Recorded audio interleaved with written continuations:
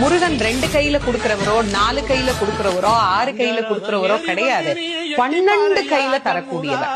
கேட்டவருக்கு கேட்ட வரங்களை அல்ல, நினைத்தவருக்கு நினைத்த வரத்தை விட அதீதமான நலன்களை வாரி வாரி வழங்கக்கூடியவர். அவர் 12 கையில கொடுப்பார், வாங்குறதுக்கு நமக்கு தான் 2 கை பத்தாது. அப்பேற்பட்ட வள்ளலாக விளங்கக்கூடியவர் முருகப்பெருமான். அவர் வள்ளல்னா பக்கத்துல இருக்கிற அம்மா சும்மா கிடையாது, அவள் வள்ளி. இவர் 1 கொடுத்தா அந்த அம்மா 2 கொடுங்கன்னு வாழாம். அப்படி கணவனும் மனைவியும் போட்டி போட்டுக்கிட்டு நமக்கு கொடுக்க தயாரா இருக்கிறாங்க.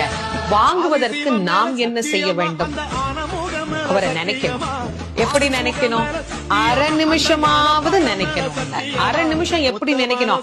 எனக்கு கொடுப்பாரு, எனக்கு கொடுப்பாரு, எனக்கு கொடுப்பாருன்னு நினைக்க கூடாது. முருகப்பெருமானை உள்ளம் உருகி, அந்த உள்ளம் உருகுகிற போதே நமக்கு அப்படியே கண்களில் இருந்து ஆனந்த கண்ணீர் அப்படியே பெருகும். அந்த கண்ணீர்